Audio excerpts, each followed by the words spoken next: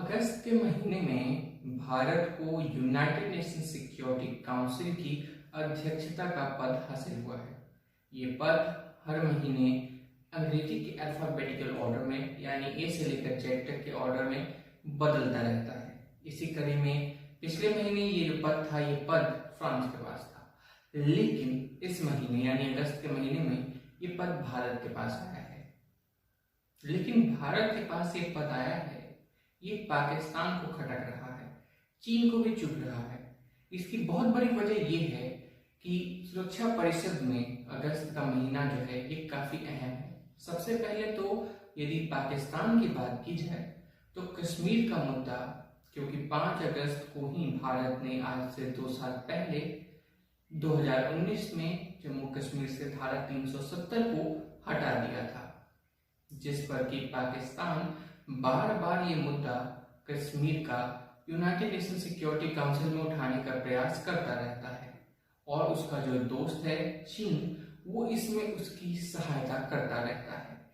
लेकिन क्योंकि अब जो संयुक्त राष्ट्र सुरक्षा परिषद जो है इसकी सदस्यता तो भारत को पहले ही मिल चुकी हुई है 2 साल के लिए, लेकिन अब भारत उसका अध्यक्ष बन गया है अगस्त महीने के लिए। तो जाहिर सी बात है पाकिस्तान या चीन का कोई भी मंसूबा अगर है तो वो कामयाब नहीं हो सकेगा।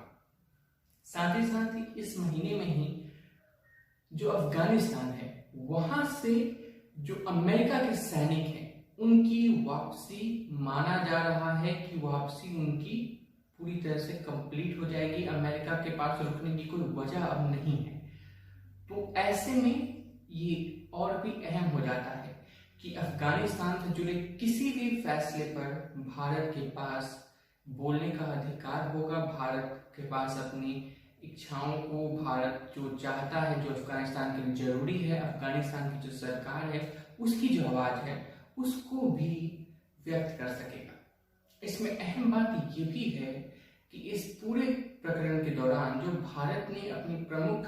जो प्रायोरिटीज होती हैं कि भाई हम किन बातों को प्रमुखता से ध्यान देंगे, उसमें आतंकवाद के विरुद्ध में जो युद्ध हो रहा है या आतंकवाद के विरुद्ध में आतंकवाद को रोकने के लिए आतंकवादी रोधी कार्रवाइयां जो हो रही हैं वो समुद्रों में यानी कि फ्रीडम ऑफ नेविगेशन और साथ ही साथ ग्लोबल पीस, इन 3 मुद्दों को भारत ने अपनी प्रमुखता यानी प्रायोरिटीज में काउंट किया है।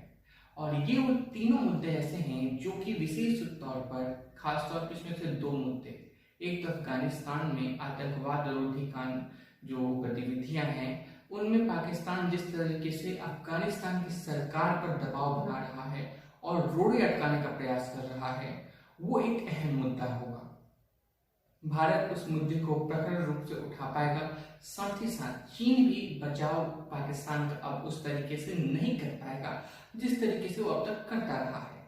इसके अलावा जो फ्रीडम ऑफ नेविगेशन की बात है, यानी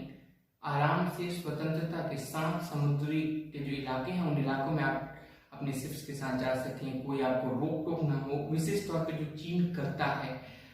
जिस तरीके से दक्षिण चीन सागर में चीन ने ये किया है, उस पर भारत अपनी आवाज प्रखर रूप से उठा सकेगा। साथ ही साथ ऐसा माना जा रहा है कि इस बार उस पर जो यूनाइटेड नेशंस की सिक्योरिटी काउंसिल है उसमें शायद कोई बात हो सकती है,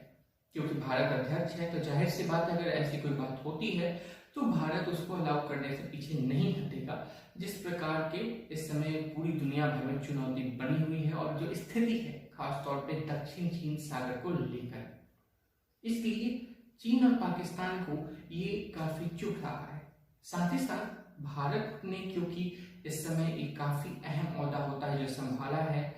ये ओहदा भारत को 2 बार मिलने वाला है अपने 2 साल के प्रेसिडेंसी में, जो कि 31 दिसंबर 2022 तक चलेगी। साथ ही साथ इसके दौरान में संयुक्त राष्ट्र सुरक्षा परिषद के किसी एक सम्मेलन को प्रधानमंत्री के लेवल पर भी संबोधित किया जा सकता है। और ये एक लंबे अरसे के बाद पहली बार होगा जबकि यूनाइटेड नेशन सिक्योरिटी काउंसिल में किसी भी एक विषय पर भारत की जो राजनीतिक जो लीडरशिप है वो इसका नेतृत्व करेगी। इससे पहले 1992 में पीवी नरसिम्हा राव ने, जबकि वो भारत के प्रधानमंत्री थे, उन्होंने ऐसा काम किया था कि उन्होंने यूएनएससी को संबोधित किया था, और अब प्रधानमंत्री मोदी भी ये कर सकते हैं।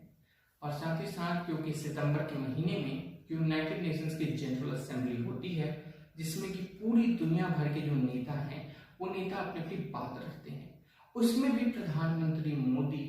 जाहिर सी बात है कुछ ना कुछ अहम बात कर सकते हैं। और ऐसा माना जा रहा है कि विशेष तौर पर अफगानिस्तान जो है वो एक मुद्दा बना हुआ है, और खास तौर पर जो पाकिस्तान है, पाकिस्तान अफगानिस्तान में किसी भी लेवल पे भारत को नहीं चाहता है, क्योंकि इससे पाकिस्तान का जो तालिबान पर पकड़ है या वो जिस तरीके से अफगानिस्तान में पूरी स्थिति को अपने नियंत्रण में रखना चाहता है वो नहीं हो पाएगा। लेकिन इन सबके बीच में जो सबसे अहम है वो ये है कि अगस्त के महीने में भारत के पास इसकी अध्यक्षता,